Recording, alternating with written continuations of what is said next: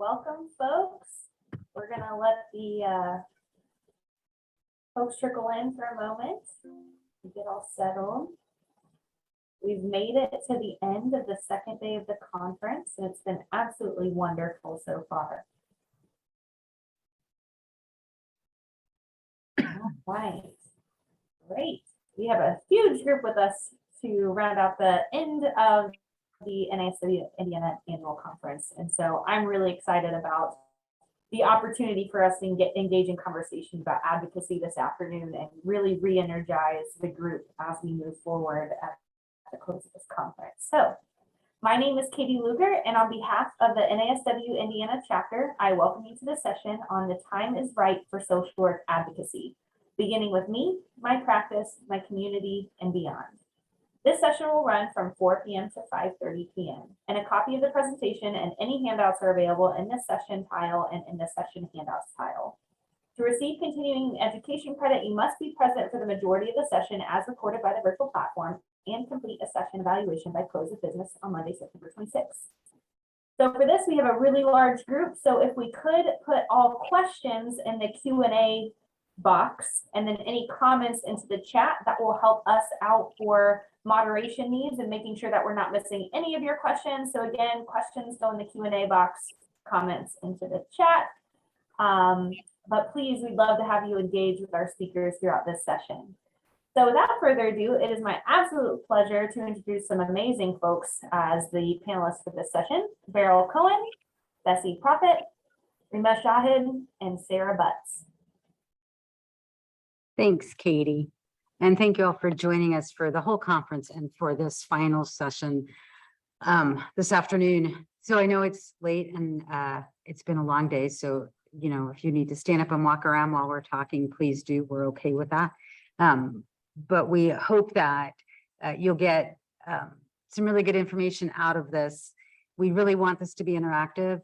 So if you have questions, again, put them in the question box. And if you just want to engage in the chat, go ahead and type it in there. We're going to do our best to try and weave some of what was discussed this morning into our conversation this afternoon to kind of make some of those connections for you all. Before we jump into questions and our broader discussion, though, I wanted to start out with our panelists, everybody introducing themselves and sharing a little bit about why they are involved in advocacy. And I think we decided we were going in alphabetical order, so that would be me to start. So I'm Beryl Cohen. I'm the executive director of NASW-Indiana, and I am a social worker. I graduated in the early 90s, and outside of very short time that I spent doing therapeutic foster care and residential treatment, I have been a macro level social worker. I am a social worker that does macro level practice and have been a registered lobbyist for longer than I want to admit sometimes, and have been involved in public policy and advocacy because I think it's really important to make sure there is a voice at the State House and with legislators around issues that are important to social workers and the clients that we serve. If we weren't there, there would be no voice. And so I think it's really, really important. And with that, I will pass it to Bessie, who is the chair, one of the co-chairs of our public policy lead committee, was an intern at NASW. And I will pass it off to Bessie.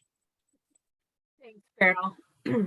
Yeah, I have been part of the NASW Public Policy Lead Committee since 2007, and I have co-chaired that committee for almost that many years, actually, too. So it's a great way to get involved. We will talk more about that a little later. But I have been a medical social worker for over 20 years in practice, and all of my advocacy efforts have been by volunteer. I've not had paid employment to do that. I just find it such a valuable piece of social work practice that I choose to do it for fun, I guess, and not get paid for it. But I'm okay with that. I have been a bit of a government geek since I was a kid. I actually helped used to be our Senator Richard Lugar here in Indiana. That's a throwback name for a lot of you. And I helped him campaign for the presidency in 1996. I went to Manchester, New Hampshire and helped on his campaign. I knew there was no way he had a chance to win, but I did it anyway because it was such a neat experience and I learned so much. So yes, I'm that much of a geek, but it's okay. I'm proud of that. But yeah, I will pass it over to Rima. Thanks, Bessie, and that throwback is welcome. So my name is Rima Shahid. My pronouns are she and her, and I am the CEO of Women for Change. I know I have not attended this conference for the last 2 days, but it has been a long 2 days. I almost said I'm the co-founder. I'm not the co-founder, I'm the CEO. Our organization works to educate, equip, and mobilize Hoosiers to create positive change for women. And we know that when you affect the life of a woman, you're not just affecting the life of that woman, but also her family, her community, and everyone around. I've always been in advocacy. Being a minority growing up in Indiana in the 90s, you're often asked a lot of tough questions about who you are and what who you worship and so on and so forth. And so I found myself advocating for my religion, for my heritage. And so being in this position is only natural. Now I just get paid to do what I do, as opposed to in school having to answer questions while you're awkwardly trying to get a sip of water from the fountain. But I love being in this space. I too am a registered lobbyist in the State House, and seen firsthand the positive outcomes of when people engage in government, as well as some really tough losses. I think the main thing is to stay engaged and not lose hope at times. But I know we'll talk more about that. Thankful again to be here, and I will pass it off to Sarah. Thank you so much. Sarah Butts here, Director of Public Policy at the National NASW office in Washington, D.C. My pronouns are she, her. In my role at NASW, I really primarily work with our 55 chapters to work with Congress, both chambers of Congress, federal agencies, and the administration, no matter what administration. This is very much bipartisan work at the national level. Prior to coming to NASW, I helped to set up an honorific society for the social work profession, the American Academy of Social Work and Social Welfare.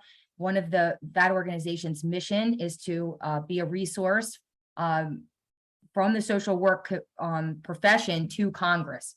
I also was the first director of the Grand Challenges for Social Work, which is a research-informed social policy agenda. I started out studying political science and social work. I do have a background also in studying public policy. And so I'm here, I'm a proud macro social worker, but very much working as in the policy space where often there are few social workers, not as nearly as many as attorneys, for example. So I want to encourage those of you that are on the line that are trying to figure out how to get into macro practice or stay into macro practice, that you can, and that you can have a really terrific career doing this work. Thanks, Sarah. I think one of the things to remember, we've all been like, well, I'm a social worker, I'm a macro social worker, and all social work. So social work is everything. It's micro, macro, meso. And even when you're working directly with the client, it's still a micro or a macro kind of social work. And the policies and the changes that happen at the General Assembly, in Congress in DC, they are all things that impact both us and our practice, as well as the clients that we serve.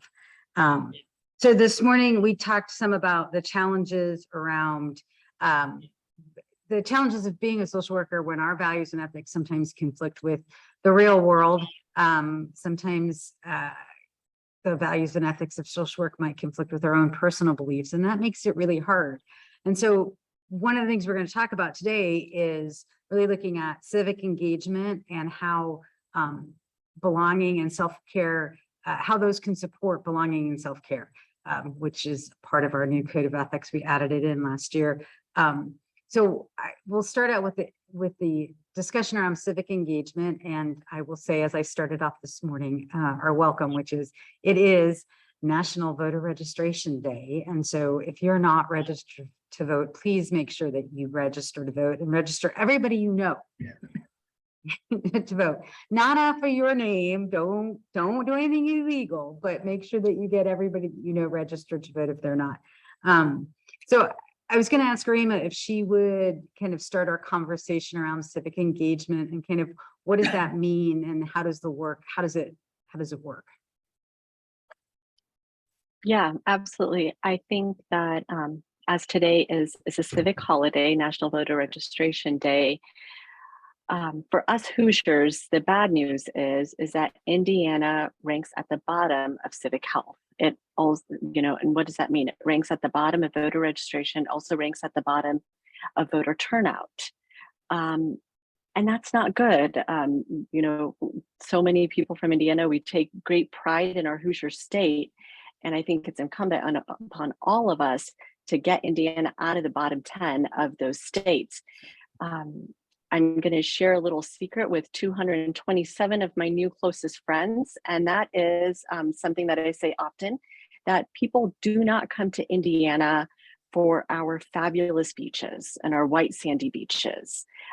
People also don't come to Indiana for our wonderful mountains and skiing. We also don't have major theme parks in Indiana, but people stay because of the great communities that we have here and the relationships that we have. And to that, I think it's so important as we kind of move forward in community is to be involved in the community.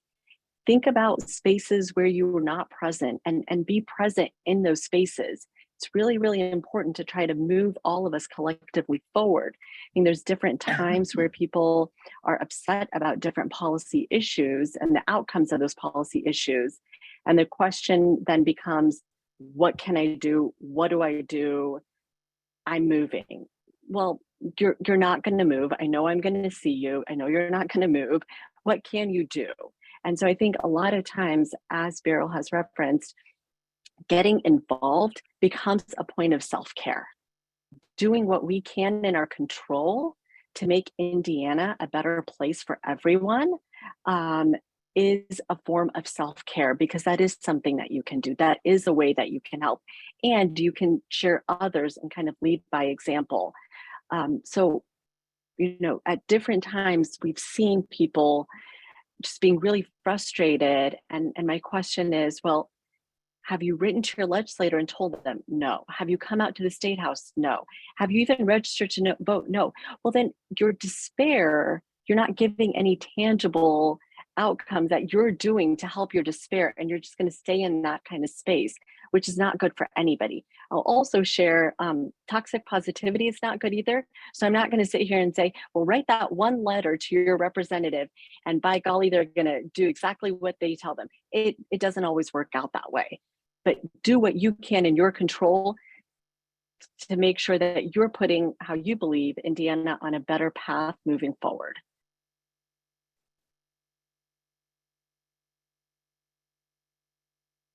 So Sarah, do you want to share a little bit about some of the work you're doing? Because I think the civic engagement piece, kind of a lot of the stuff that you're doing in DC representing us kind of feeds into this piece and provides opportunities for people to have a larger impact than maybe we can in Indiana at this point with some things. Sure. So let me just say that civic engagement is fundamental to our democracy. And sometimes as social workers, I think we get exhausted and we work a job. Maybe it's a job that's client facing, maybe it's a macro job, and we come home and we're like, wait, I have to advocate now, and it feels like an add-on. But I will assure you that all professional groups, all providers in Washington, D.C. advocate on behalf of their workforce. We do it on behalf of our workforce and also our clients and society, which means that we need to do it even more. I think sometimes we get frustrated because it appears that other professions are making more progress in their advocacy, or maybe they're more visible, or maybe they're more understood. And to understand that, you have to look at, well, what are the numbers in these other professions? So how many nurses are there in the country? There's about 3 million, maybe more. There's about 700,000 social workers. There's about 110,000 of those social workers that are members of the National Association of Social Workers, which is the primary social work organization that's lobbying Congress, okay? And it's actually working on our behalf. And so we really have to be all in to have the kind of impacts and voice that we want, that we desire. Some of the ways that we do that at NASW National, and I'll put this information in the chat. We have action alerts on bills that we're supporting that you can respond to. If a congressional office receives 30 or 40 emails from social workers, they understand that something's a problem. Whether they act on that or not depends on whether we're a voting bloc or not.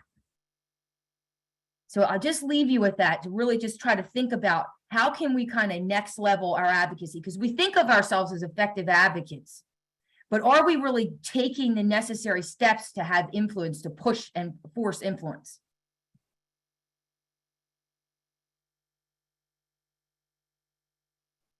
Bessie, you have anything you want to add?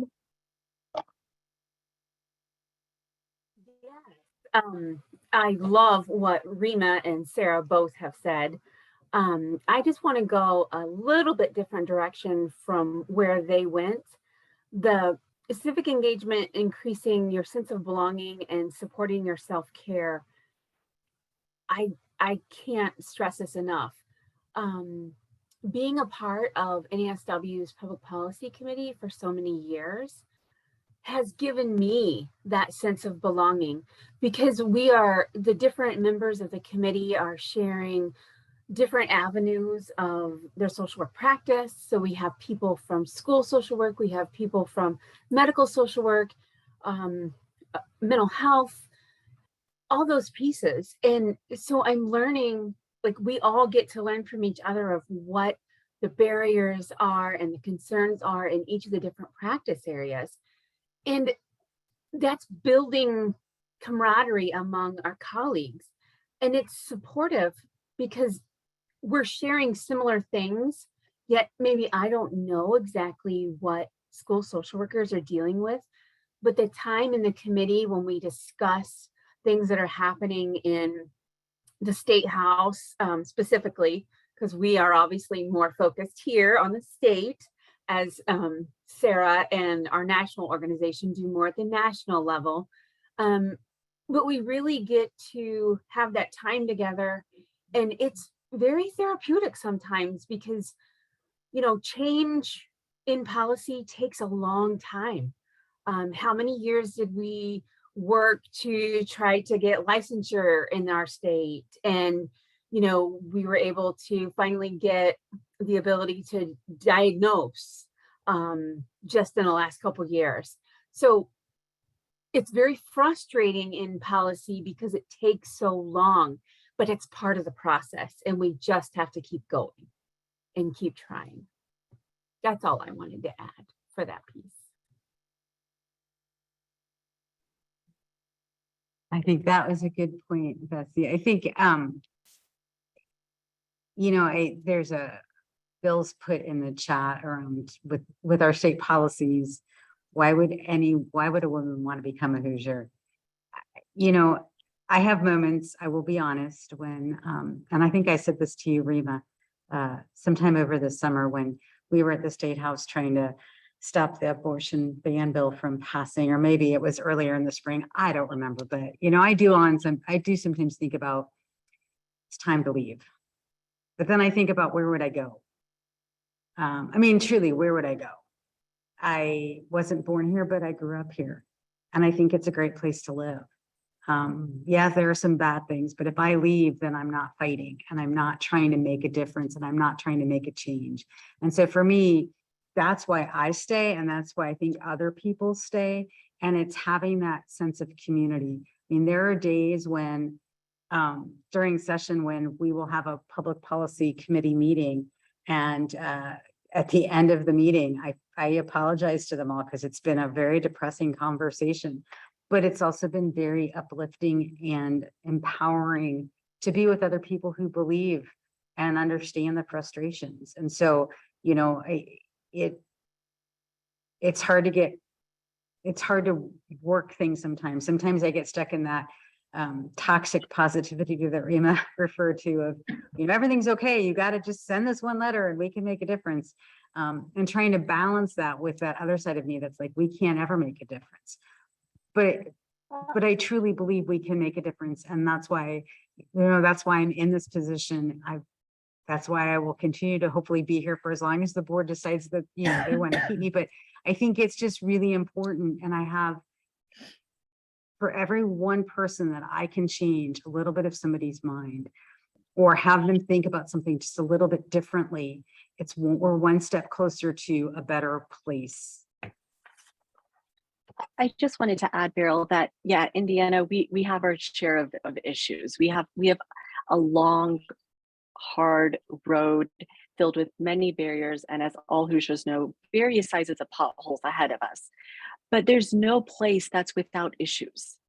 There's no state, there's no country, there's no area. And for those that say that I'd like to move, that's a point of privilege that you may have and your family may have. But for some people, they're not afforded that. And if we are going to stay, then let's stay to make Indiana a better place, the place that we want to be proud of, rather than and make a plan around that, rather than continuing to make an exit plan. That may feel like a better use of our time, however long that may be.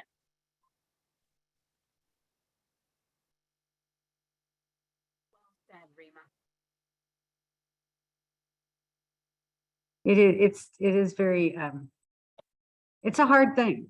It really is to do all of these things. But you all are the ones who make a difference there. I noticed there's a question or something in here about, do we do legislative alerts? We do have legislative alerts. I put it in the chat. You can find our advocacy information and sign up for our state level alerts online through our website in our action center. And there's also a national action center that I just added in from Sarah's stuff so that you can find that, as well as on the in this tile on the conference website. There are also a bunch of documents. So we have the blueprint of federal social policy priorities. There's a page that has links to our resources, to our advocacy resources, to REMA and Women for Change's resources and their website, as well as the ACLU and a few other partners. There are tons of people who do a lot of this work. You just need to find the right place. And maybe, you don't want to spend all of your time working on social work issues outside of work, and that's fine. Maybe you're more concerned about the environment. It's more about taking that step and getting involved. I can honestly tell you, I think Bessie referred earlier to our work a couple of years ago on diagnosis. We waited over 20 years to get the right for clinical level social workers to diagnose in the state. We had to wait till some legislators retired in order to be able to have the conversation. We managed it and we were successful because all of you sent letters in telling people why it was important. And while we also had people send lots of letters and emails and have contact with the legislators in the spring around the bill that passed that bans trans girls from playing in girls' sports in schools, as well as the abortion bill this summer. Maybe we changed somebody's mind. Maybe we made somebody think just a little bit differently about their position. And for every person that we can change just a little bit, we're closer to the solution.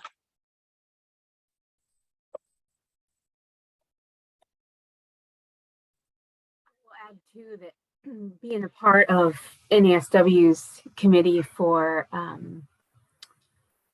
public policy, and as well as the Legislative Education Advocacy Day, where we encourage students from all over the state of Indiana in various social work programs, whether it be bachelor's or master's. We are helping to educate our future generation of social workers the importance of advocacy. And oftentimes at our lead event, we will be talking about different topics that have happened that are being discussed during the legislative session. And, sometimes some of those topics fall through. the legislation doesn't pass committee, or vice versa. We're following it to the wire and we're having people testify at hearings and things like that. And I think that's another piece of where we need to continue to be involved. We need to educate our future social workers on the importance of advocacy. And, those that have been doing this for a while, we need to remember that piece is we've got to instill that push in our future profession, because we need to continue it. It's our work is never going to be done. So there's Rebecca in the chat says that women are getting energized to protect their bodily autonomy. And then Melissa says it's time to create our own social work political party and recruit social workers to run for office. So I think I'm going to take that as our segue into a bit of a conversation around voting, the importance of voting, and to just remind you all, and I know you probably by the time this is done are going to think, is that all they think about is voting? Indiana is on the books and politically a red state. In reality, we're a purple state. We have many parts of this state that are blue. We are gerrymandered to a point that makes it hard. But there are competition. I can do this, I promise. There are competitive seats this session. There is an election on November. In the last election, in the last couple of elections, sometimes the young folks show up and sometimes they don't. So yeah, those of you who are in your 20s, I'm calling on all of you to make sure that you get your friends registered. And it's not just getting them registered, but getting them to vote, and not just getting them to vote, but getting them to vote for who they believe will best represent them. Honestly, I know people think I'm crazy when I say this, but I don't care who you vote for. I care that you vote for somebody you believe in, who's going to support the things that you believe in and that you think are important. Not vote because my family's always been a Democrat or my family's always been a Republican and that's all I ever vote for. So, to really think about what's important to you and how you get those people elected. And maybe it's working on a campaign. Maybe it's supporting a campaign financially. Maybe it's providing financial support to the NASW-Indiana PACE or the National PACE Committee. There are all kinds of ways of doing it. And I will now step off of my soapbox and see if any, this one's a big one for me. See if Rima, Sarah, Bessie, if any of you want to add in anything or your own 2 cents around kind of the difference.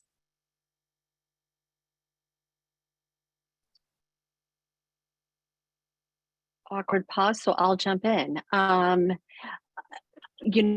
fact is that the last US Census showed us that Indiana is, if we look at people from in the binary, we're split with 50% men, 50% women. Again, I just want to put a disclaimer if we're looking at it as the US Census does, as people in the binary. So what does that mean in the state house? You would think then if we are 50%, if women represent 50% of the population, we would be about 50% of the state house. That's incorrect. We being women represent about 20.4, less than 21% of the state house.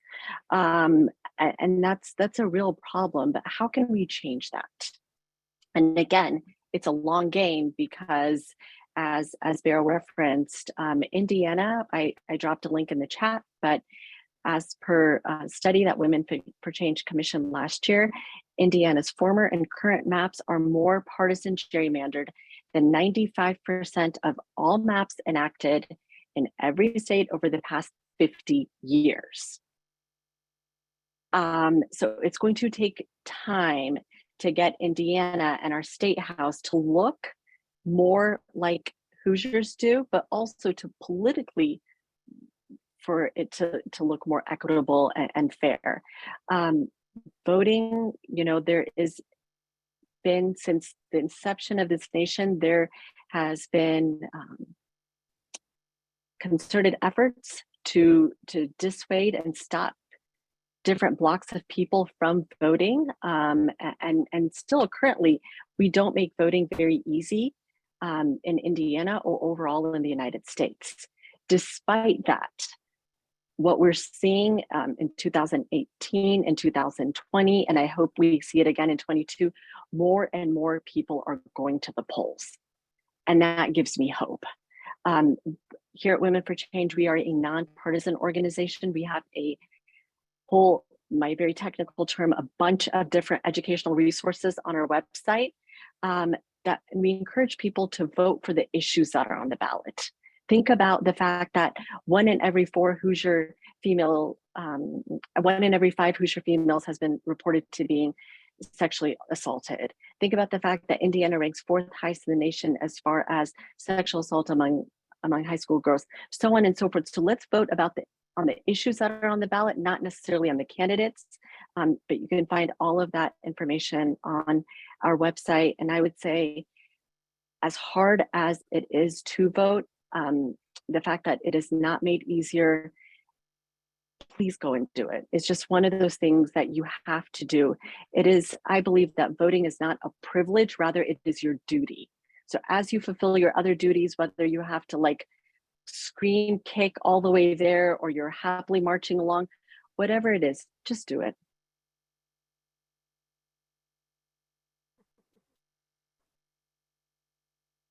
I'd like to say something that may not be popular, but just that we tend to be as a profession very aspirational.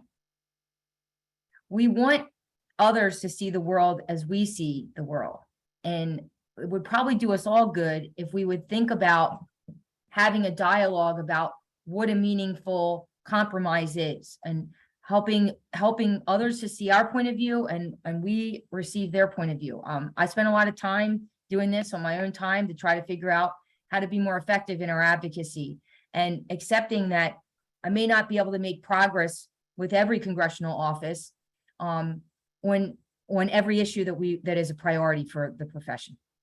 But if I can make a little bit of progress on behalf of our workforce, or maybe a subpopulation that we care about, like homeless individuals, or helping individuals who are facing unemployment, for example, then you take that incremental progress. And so there are both immediate opportunities at all times, and then there's these longer range, big opportunities. But I see the profession kind of galvanizing in a very negative way sometimes, as if there is no opportunity and no potential and it's all bad. And I think that's going to harm us when we're trying to make progress. And so we have to try to have a aspirational mindset, but understand that we've got to stay focused if we want to have any kind of result. And that helps. It helps to have champions in state legislatures and in Congress to include social workers. But the truth is that even if they were all social workers, they'd have to represent the interest of their constituents, and there's different perspectives, because back to the earlier discussion, there's a different lived experience in different states. Different states face different circumstances. And I wish that states would talk a little more with one another, because maybe there could be some agreements about the realization that maybe gun violence is more concentrated in some areas, right, than others, for example. So how we experience social problems depends largely on where we live in the country.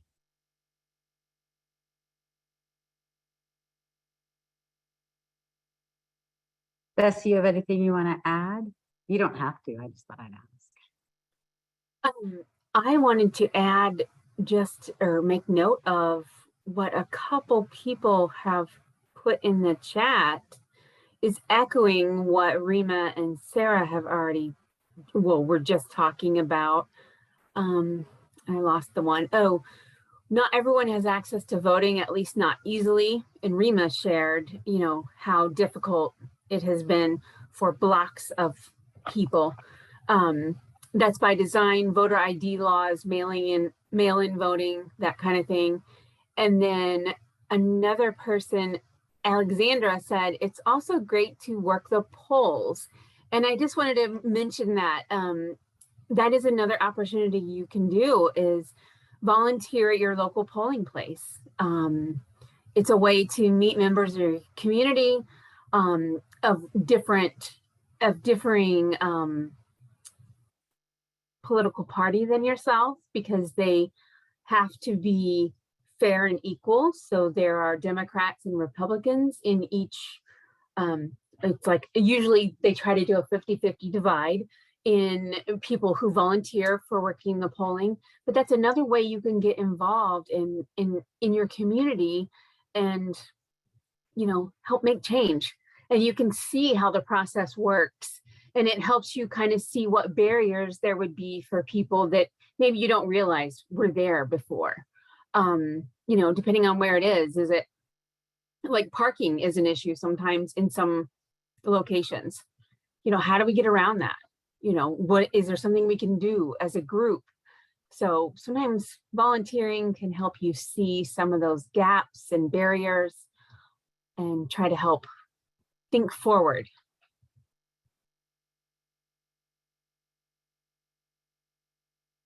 I just muted myself instead of unmuting myself. Thanks, Bethany. I think I want to jump into just a little bit of the chat. I know, so there's a comment around that women did it in Kansas and Michigan's going to do it. And, so just to be clear, Indiana does not have the ability in statute. Is that right, Reem? I think I did that right. To do a constitutional amendment or any of those kinds of things. In order to do a constitutional amendment and change our constitution to say, I don't know, make abortion and reproductive health care part of our constitutional rights, it would have to pass 2 separately elected general assemblies. So we'd have to pass through in one election cycle, and then we'd have to pass the exact same language in the second election cycle, and then it would go to the ballot. There is no other way of doing this in Indiana. So I just wanted to make that clear. And Rima, if I mess that up, unmute and explain better. No, okay, I didn't. It's a little bit confusing to try and explain in 2 seconds, but that's kind of the gist of it. So I just wanted to make that clear. We would love to be able to do that. We would love to be able to get behind that. But we just don't have that ability. And so really and truly elections are the important piece. There's another comment around when I said earlier about, I don't really care who you vote for. The reality is we all vote for different things depending on where we are. And so is it a Republican or is it a Democrat? I don't know. There are, we have a number of Republicans over the years that we have endorsed who continue to support the things that are important to us, to social workers. They all, almost every single one of them, if not all of them, voted the way that we would want them to vote on both of the controversial bills this year, of the abortion ban as well as the banning trans girls from sports. And so I don't like calling it out as a party, one party or the other. It's really about making sure that you vote for somebody who's going to support the things that you believe in. And if they're slightly to the right or left of where you think they should be, then maybe you can educate them and bring them around to get them to better understand. So hopefully I answered that one.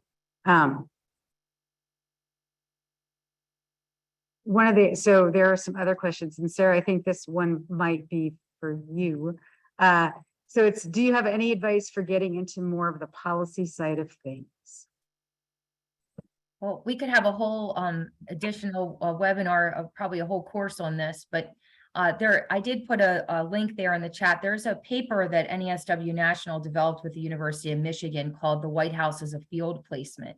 And this paper is excellent reading if you're interested in macro practice, and it includes a whole entire section of policy fellowships in the DC metro area, some of which pay pretty well. You need a way to get into the door for macro practice. Some of us do that post MSW or post BSW. If you don't get that experience early on, you usually have to volunteer or find some other unique way to get in. And, I'll just mention that occasionally academic colleagues who want to leave the university, they've decided that maybe the tenure track is not something that they want to work toward any longer. they're thinking about getting into practice, they'll write to me and say, you know, Sarah Butts, how can I get a job like that you have? And the thing is, these very senior practice jobs require just as much effort. It takes a long time to get into these positions and to have a career trajectory that leads to the next step. This often involves working for political appointees, sometimes running for office yourself, working for campaigns, working in very large systems where you're effective. So I worked for directors in Maryland's child welfare system, political appointees there prior, also in academia. So if you can get into those organizations and you can be associated with success in changing them somehow, sometimes that leads to having the right kind of resume. But the policy space is extremely competitive. It's interdisciplinary. You're way outside of social work once you get into these spaces, and to be acknowledged in those spaces is difficult. To get awards means that you're competing with other provider groups. So it is not impossible, but you do need to actually kind of have some conversations with folks that have done this, that are currently doing this work, and help to strategize about ways that you could get in. And you would be kind of like a career changer in some regard. Thanks, Sarah. And I think, you know, you can do advocacy without changing careers too. It can be that extra thing that you do, as Bessie has demonstrated in all of her years as being part of the Public Policy Committee. There are all kinds of opportunities, and there's all kinds of organizations that do a lot of the work that we're talking about in different ways. So, you know, if you're really interested in domestic violence, then to look at the Indiana Coalition Against Domestic Violence website, or the providers in your area, to try and identify some of those things. There's another question in the chat that I'm just going to try and answer really quick about how supportive are we of other Indiana mental health professionals. It seems that we are supportive of them. They in turn can help us with our professional advocacy issues. So I will tell you overall, we do, there are 4 professions, I think everybody knows, right? We have 4 professions in the state. All 4 professions are represented by the same, or licensed by the same board. We have conversations. We all work together, and that's how we got the diagnosis bill, the right for LCSWs and other clinical level social work or other clinical level mental health providers to diagnose, because we all work together on it. There are some things that are very social work specific and others that aren't. And so we do work on those things when we can together. But the reality is that we are the only association that has a full-time, we actually have 2 full-time staff, myself and Jill.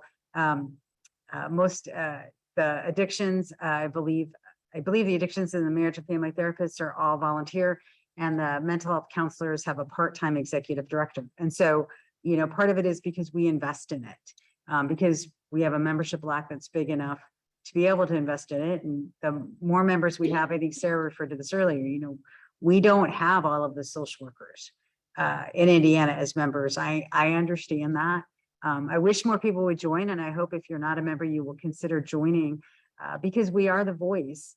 And the more of you that are behind us, the better chance we have of making positive change.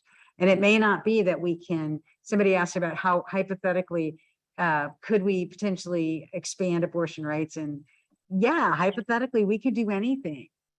Somebody earlier, I think it was this morning's chat, said that, you know, they had been told at one of our conferences that, you know, same-sex marriage would never happen in Indiana, and lo and behold, it did.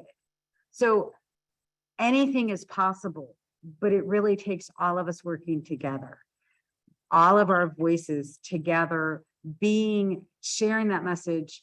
And Sarah, I'll let you jump in just one second. But one other thing somebody said was, what's the best way? Email your legislator, talk to them, get to know them now. I'm lucky my state legislator, my state rep is a friend of mine. I've known him almost my whole life. So it's easy for me to say, I run into him in the neighborhood. Know who they are. When you see them at the grocery store, stop and say, hey, I realize you're you represent me. Did you know that? Have those conversations, let them get to know you as a person, not just as the person who sends a complaint. and make sure that you send those complaints, but you also send those thank yous when they do something right. Farrell, I'd like to respond to this matter of other mental health and behavioral health providers really quickly from a national perspective. This is, it shouldn't be a complicated issue, but it is a complicated issue.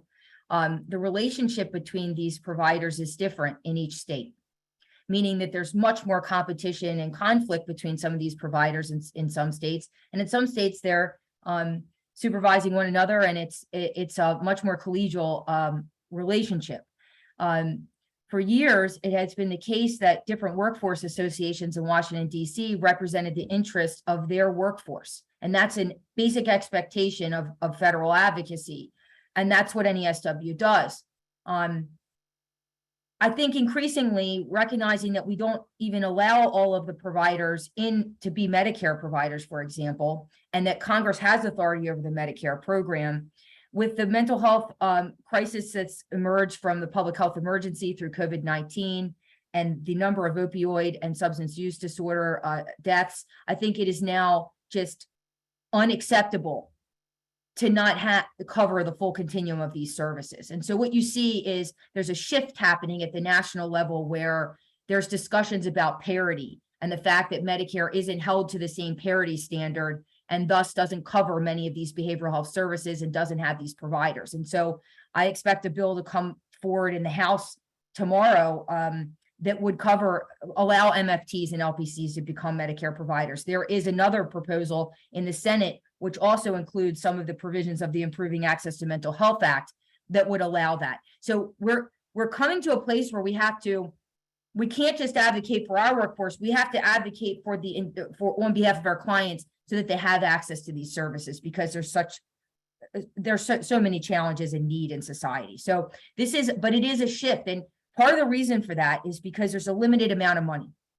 And if NASW comes out in front of a bill that doesn't provide anything for social workers, but cost a lot of money, then there's a consequence of doing that, right? So if we could have unlimited spending, it wouldn't matter. But so that's part of the challenge. And that's why sometimes you see us neutral on some of these proposals. Beryl, if I could just go back Yes. to how do you contact your state legislators and what's the best way? I know it can be daunting if you haven't done it before. And that's why there are nonprofits and advocacy organizations that are ready and want to help facilitate the process. You know, they're ready. I know at Women for Change, we helped in special session in this past legislative session, a number of people sign up to testify for the first time and kind of coach them through the process, tell them where the room is because they're numbered weird and the level that you're on is not really the one you think you're on. And these are things that we really like to do because we want to get people, Hoosiers, connected with government and get them to be more civically engaged. Where do you park? That's a question that comes up so often. Why can't I testify on Friday? Well, they don't meet on Friday, right? Like there's so many things that we're here, we're ready to help with. We even send out templates. If you want to use our template, if you want to use your own, we try to make this process as easy and seamless as possible. And I know Women for Change is not the only one that does it. It's obviously my favorite one, but there are others. So reach out and join an organization, follow them.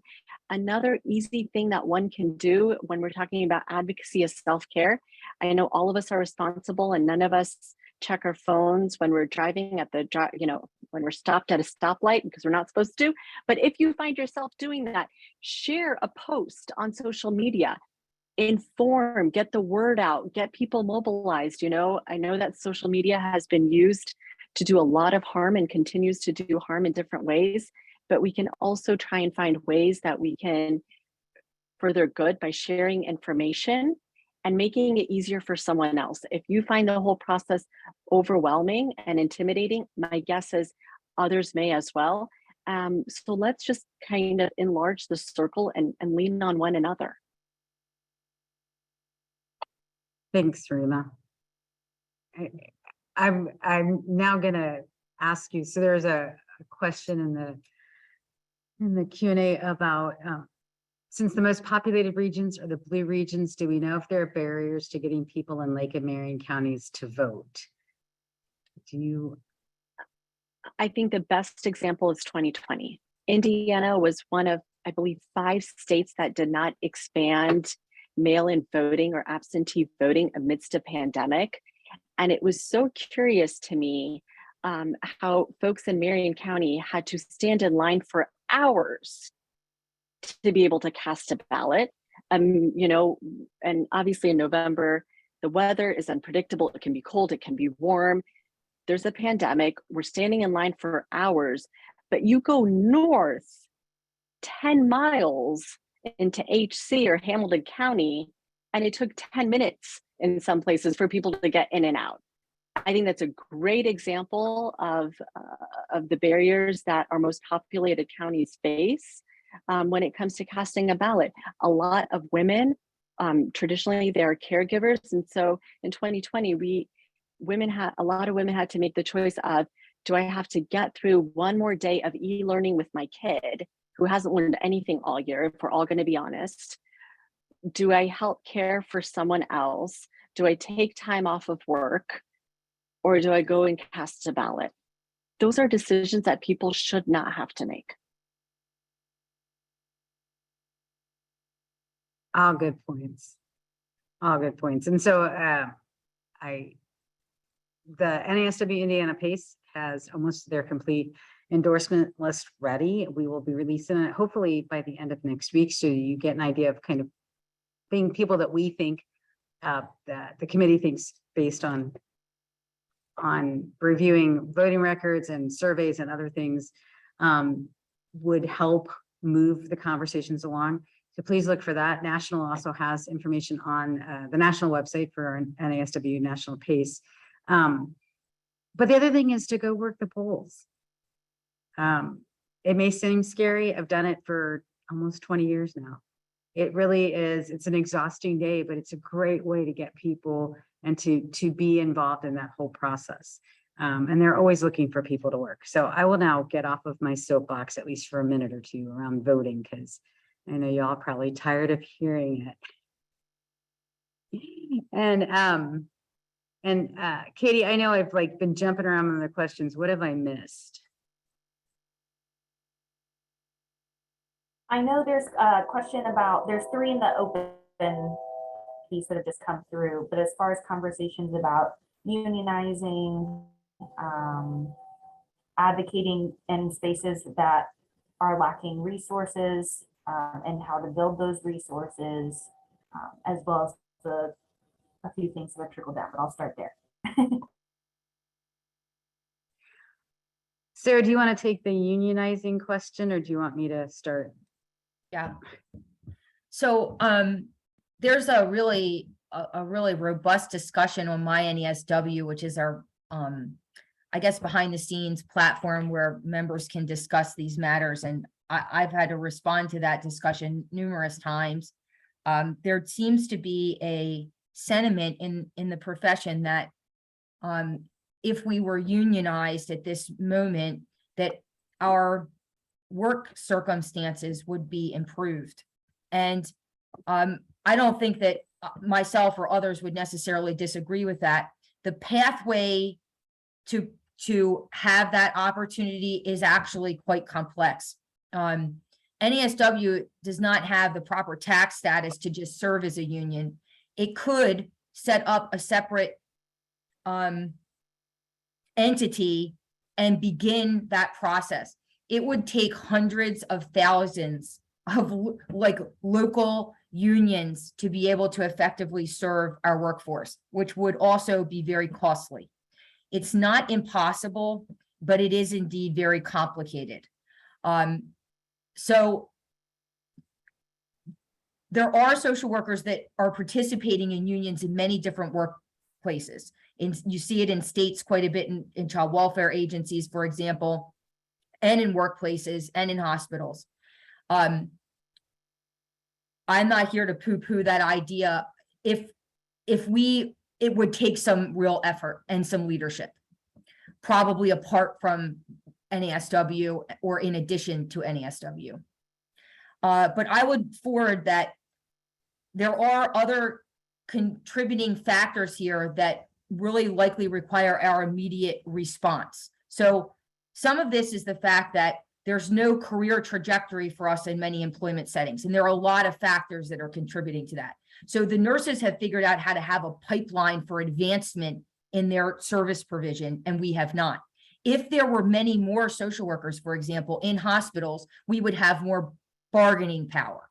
If we were not competing with a workforce that they sometimes give our scope of work to in those settings, right? So this is made worse by very high student loan debt and low starting salaries, particularly for individuals that stay in agency work or organization work, that do not go out into private practice and have successful independent businesses. So this is a larger discussion. NASW is supportive of unions.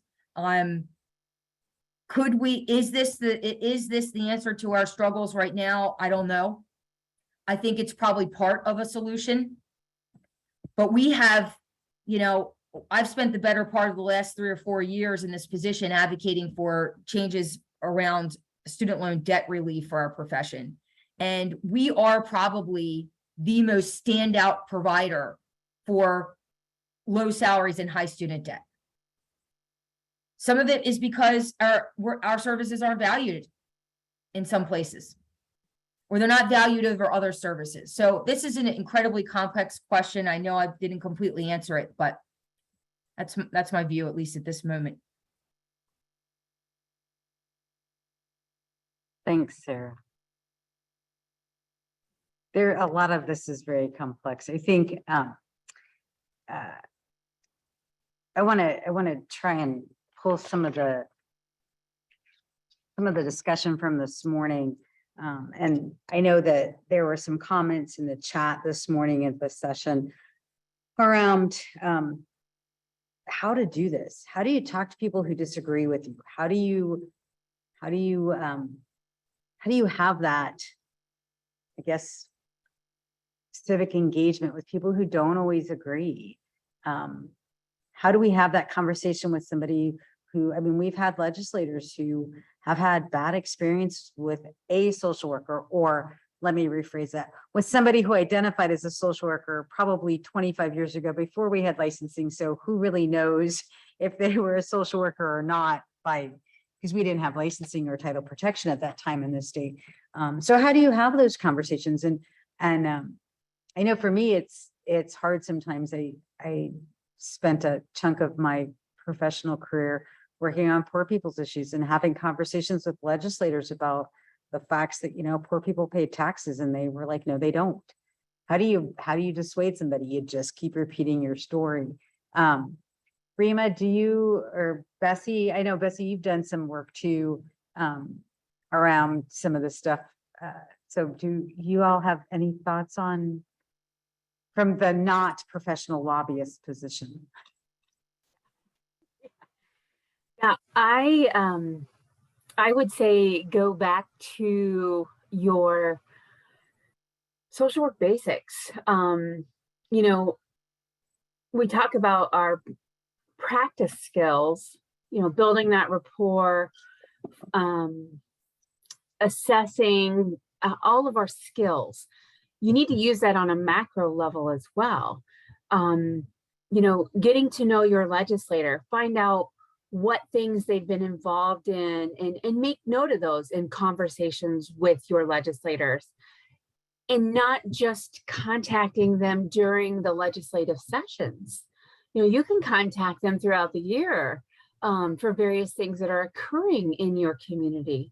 One thing I've done is and I saw somebody put the link in the chat, thank you, then finding your legislator in the state. And you can go, it was Molly Lang, find your legislator, and she put the link in there. That is a very important piece. If you've never done any kind of correspondence with your legislator. It's a good way you can go and find their page, look at kind of their topics and things like that. One thing I've done, I get mailings like crazy from my legislators. Oftentimes they will have a survey on them. Do the survey. It's just one little thing you can do. You can do it all online. There's the QR codes now, so they make it really simple. You can also fill it out and send it back however you want. But it's another way for you to learn more about kind of the key topics that your legislator is focused on. And you can build that rapport with them, build that common ground, and building that conversation throughout the year will help them kind of take note during session that, oh, this is a person that doesn't just reach out because they want something. This is someone that has, you know, given me information to support decisions throughout the year. Like, you know, throwing in, say there's a TANF bill in your legislation and you work in TANF and you give them some research around stats in your community. They can really appreciate that information. And when it goes time for you to weigh in on a bill, oftentimes they'll be like, this is a person that's been helping me out a few times. And maybe they'll make that connection. I don't know. Again, that's my perfect worldview. But it's building those connections over time and not just the legislative session time. Do it year round. So, and I will get off my soapbox. I think those are great points, Bessie. And I would say if you're trying to talk about policy or issues that are important to you and your family with other family members, people that you interact with for various reasons, I believe you can a lot of the time find common ground or a place to start off with to start the conversation. There are times where that doesn't work. When people just don't see who you are and validate, you know, kind of your being, can't really find common ground like, gee, the storm's bad, if they're not recognizing you as a person. But majority of the time you can find some sort of common ground to have a productive conversation. And kind of going back, if we're thinking about civic engagement in terms of self-care, I believe that if people aren't seeing you as you and being dismissive, having that conversation may not be in the space of self-care. It could be harmful to you. And so we don't need to get everyone on our side all the time. We don't need to bring everybody over. If there's someone that's just kind of stuck in their heels and where they're at, and the conversation is not being very productive, move on.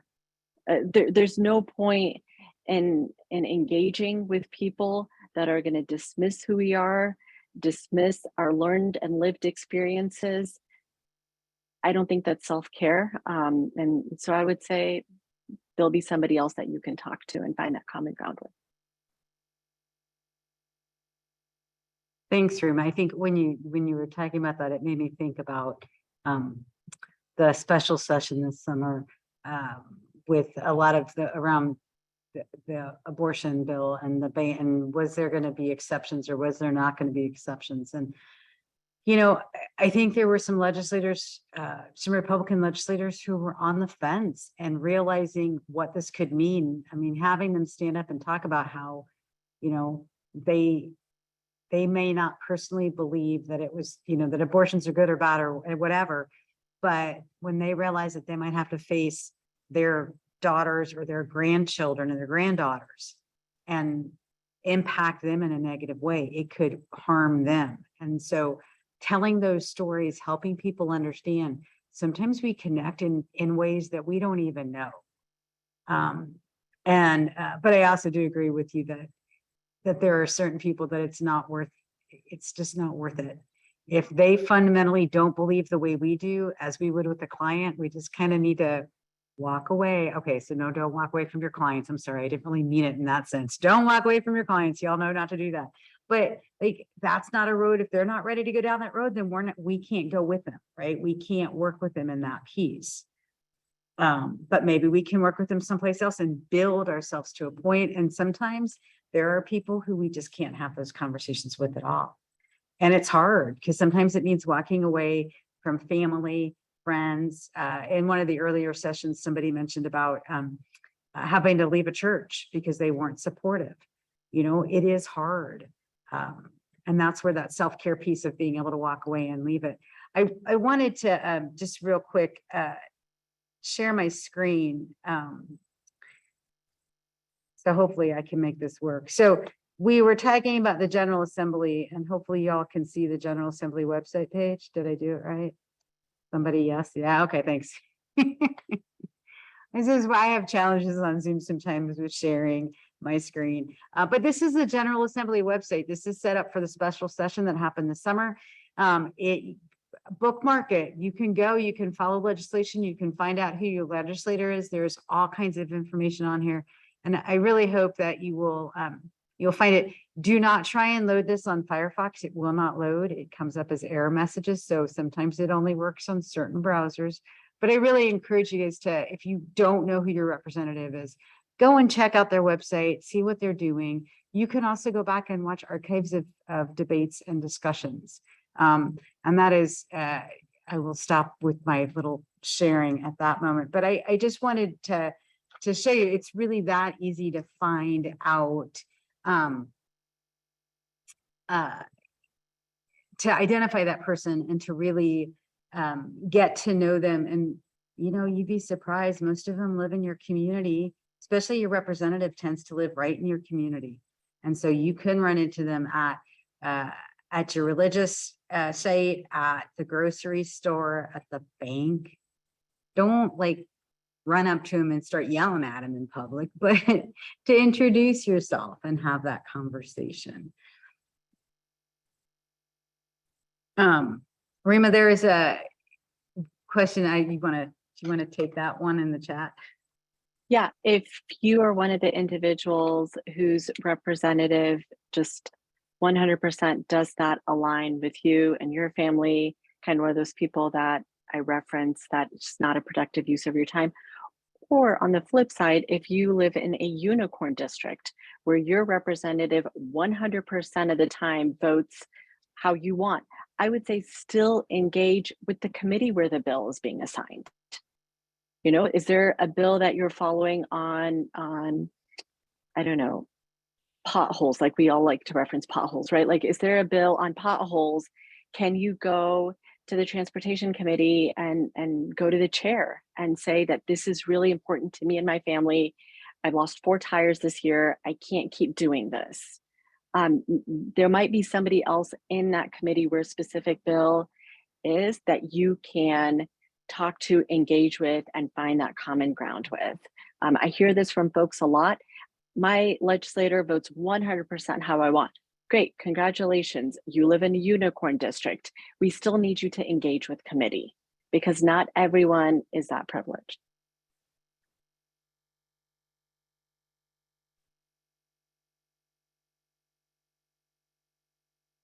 So I kind of lost track of where we are in our agenda and where we're going on this, but we're still covering all of our goals and objectives. You know, one of the biggest challenges sometimes is not feeling defeated by what happens. And so I guess I would ask if each of you might want to share either a time when you took a risk and it turned out really well, or that you learned something from maybe it not working all that well, but still were able to accomplish something in that process, so that we don't leave people feeling depressed and like there is no hope, because there really is hope, I promise. If there wasn't hope, social work, that's what we live on, right? Is hope that we can bring about change. So anybody want to start? Or should I start? I can. Go ahead, Sarah. Well, I could start by just sharing that sometimes with an advocacy portfolio as broad as NASW's, it can feel just overwhelming trying to it literally feels like you're trying to save the world every day. Particularly when you're in a kind of sustained crisis period, multiple crisis, and you have that weight on your shoulders of trying to represent social workers on the front lines. Okay. So what I had to learn how to do in my career, and what I do at NASW National, is I try to recruit other people and get them to share our cause, and try to convince coalition partners first to have a relationship with me, to get to know me, and I get to know them, and then learn about their perspective. And eventually you kind of start to have more influence in a coalition of people, and sometimes in organizations. And so over the last couple of years, we've gotten a number of key organizations and coalitions to back some of our proposals that we really hadn't had prior. And that's just it's a small example, but it's not small. Those things are necessary for any kind of progress. And so, you never know what a person can end up help you if you create that relationship. Real quick before we go to someone else, I'll just share that, a really low point for me personally was when we had the insurrection in the Capitol. I was in meetings in DC, and my students were telling me that people were attacking the Capitol building. And I was like, what? Well, within a couple of days of that event, members of Congress and the Congressional Management Foundation reached out to NASW and asked us to work with them on what congressional office staff and lawmakers can learn from the social work profession about safety. And this has created this like ongoing partnership with the organization that didn't exist prior to this kind of catastrophe or disaster that occurred, and that that the Hill really didn't know how to respond to effectively. So you never know where some of these relationships will lead.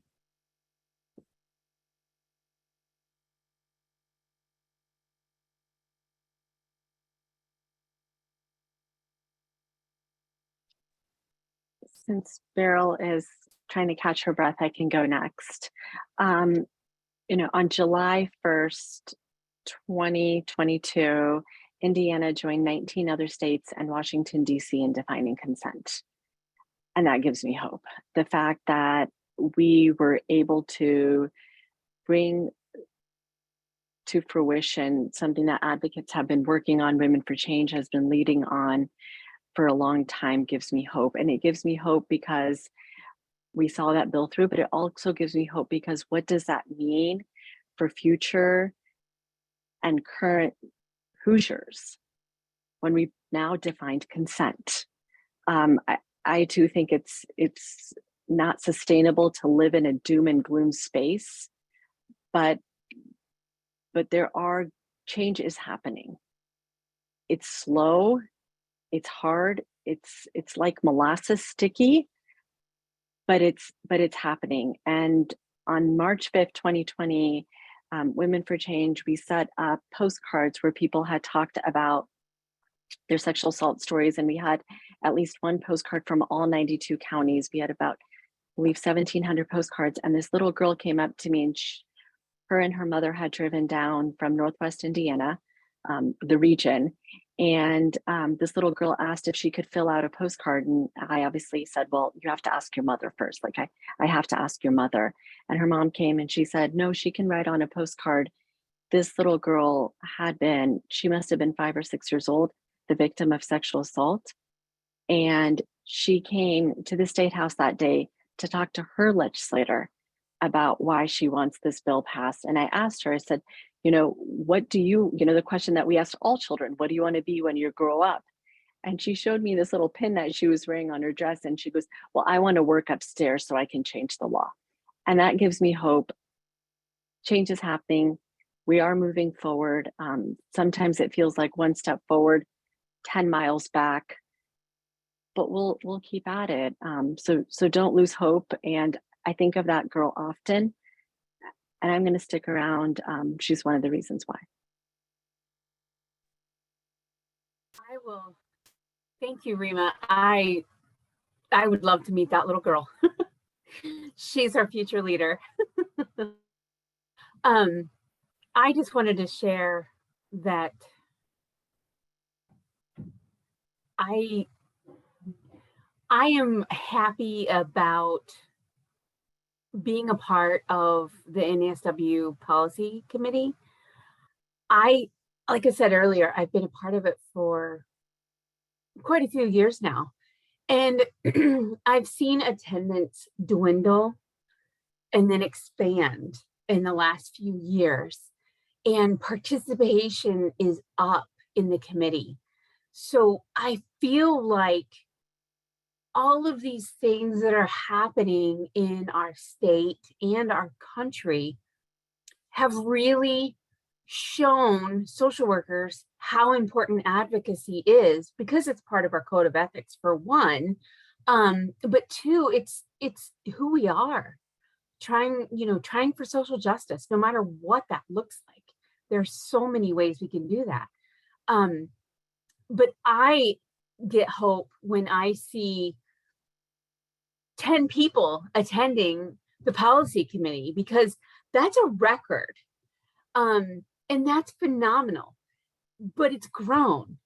And I just love that our membership is seeing that and they're participating.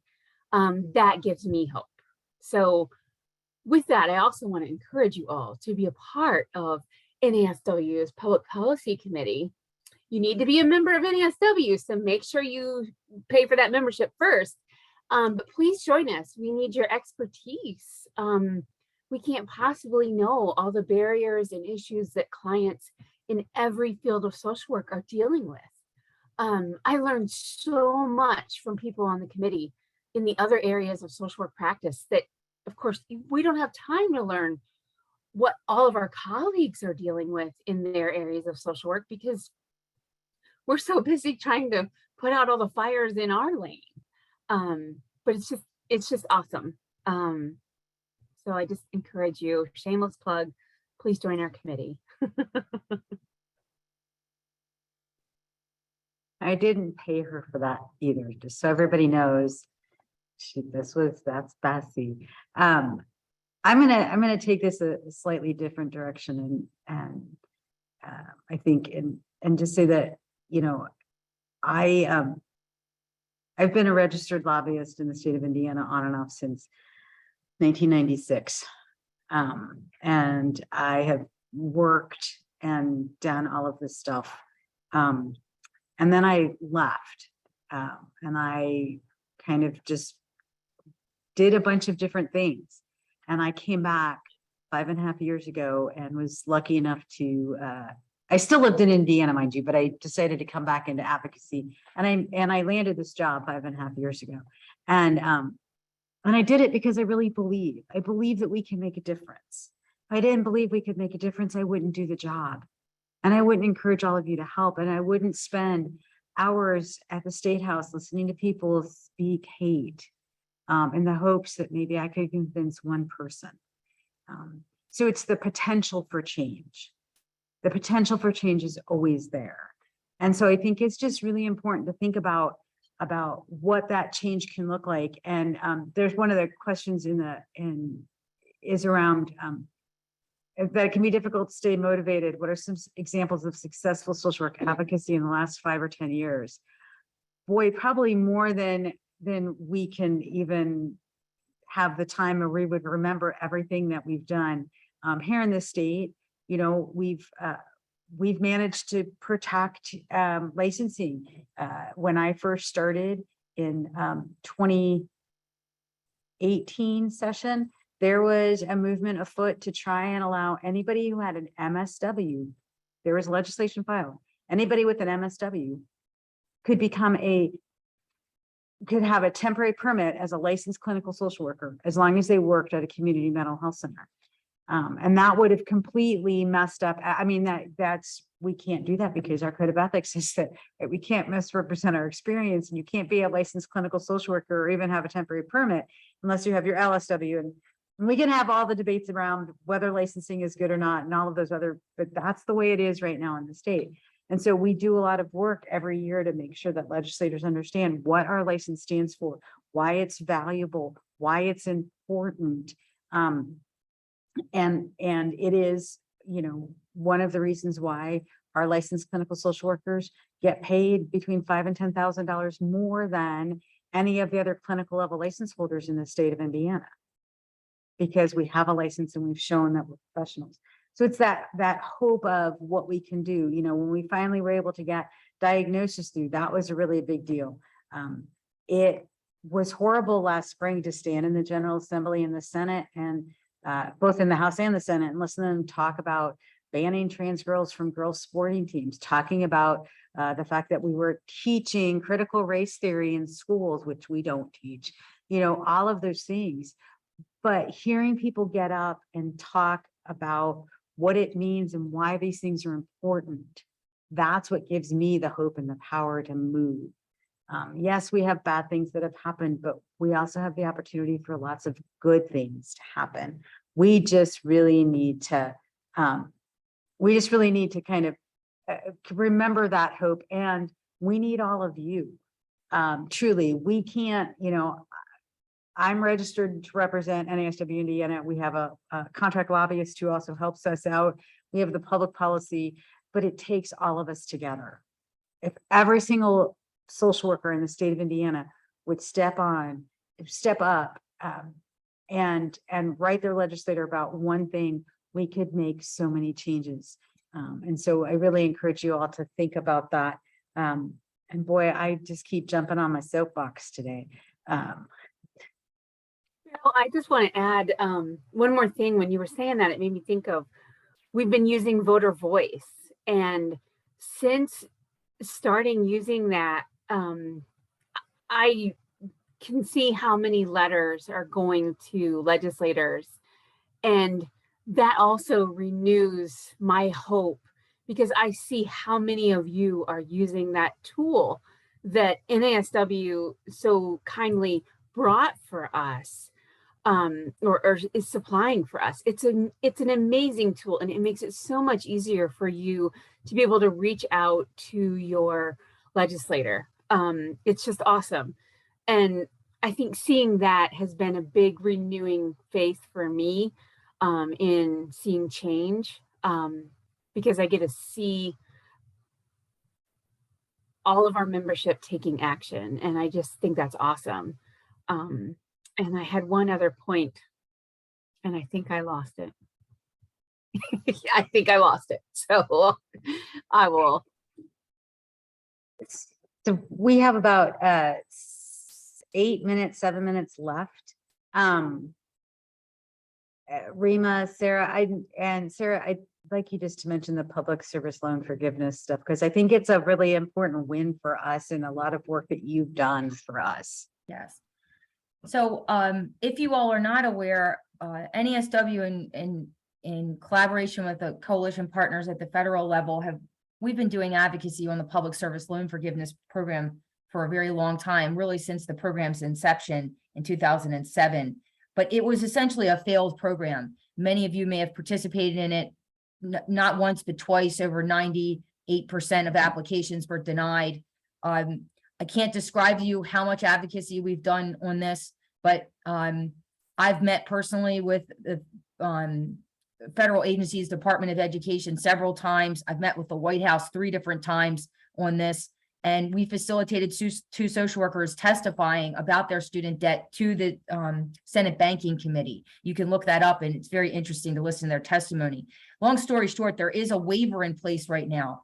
It ends on October 31. It's very important that anyone that's worked in nonprofits certify their employment through the waiver before that deadline, even if you think you're not eligible, because what may happen, and they've already announced pretty significant changes to income-driven repayment program. There's bills in Congress right now that NASW has helped to develop and also endorsed that may cut this program in half, may only require 5 years of service and 60 payments instead of 120. So this is the time now to say, you know, this is how I get the record straight for my employment since 2007. And I've personally talked to social workers that have had a lot of their student loan debt erased, some as much as $150,000. Okay, so this is a critical period. Apart from that, we've also advocated for cancellation, and the administration has announced as much as 10,000 cancellation for all borrowers. That's not just public service professionals, and as much as 20,000 for prior Pell Grant recipients. There's going to be a similar process to apply for cancellation. You're going to have to fill out a form, and we don't have all those details yet, but I put a link in the chat there.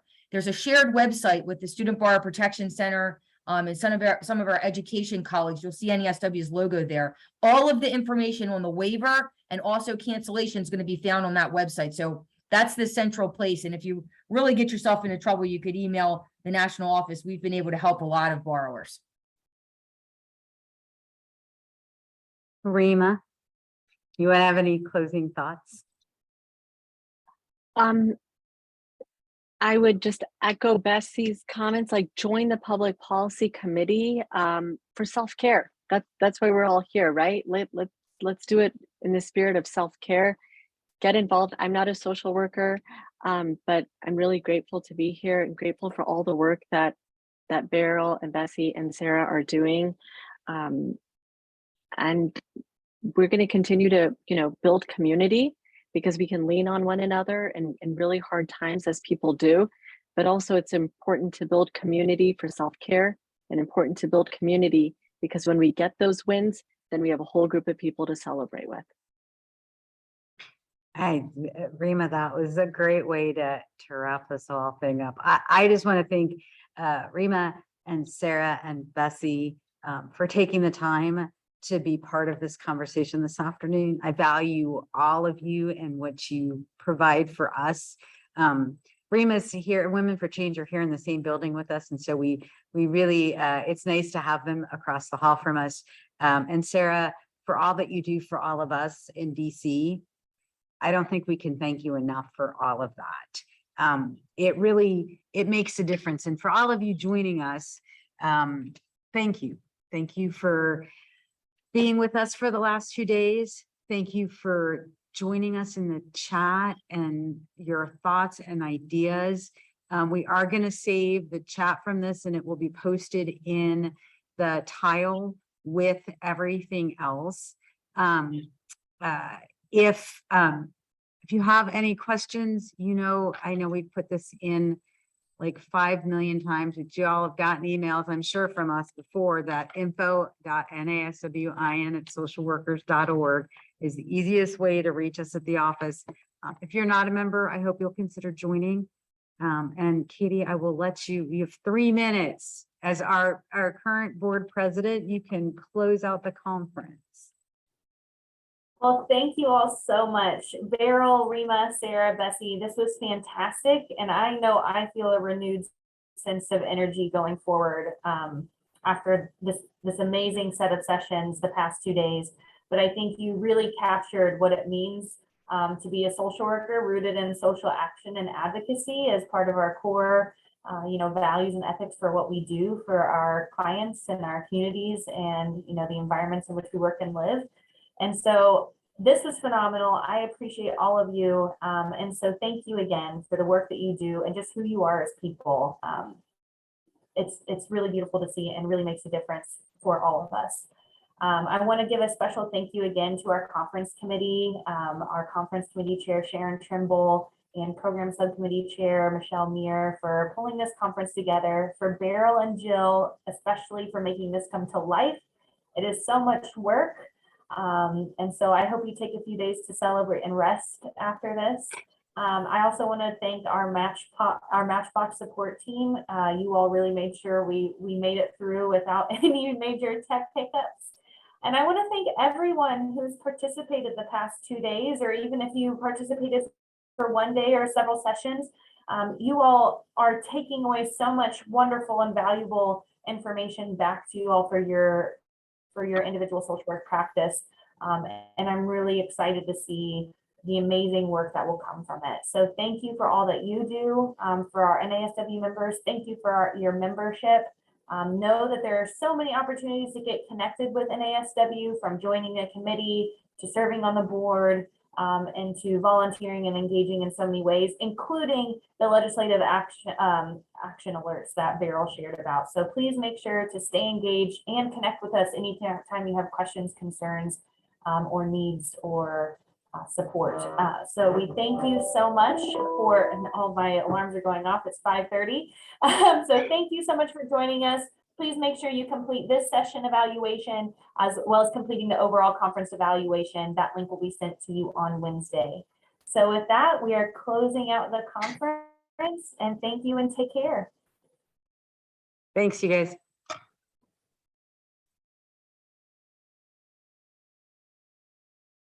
Arden, you can go ahead and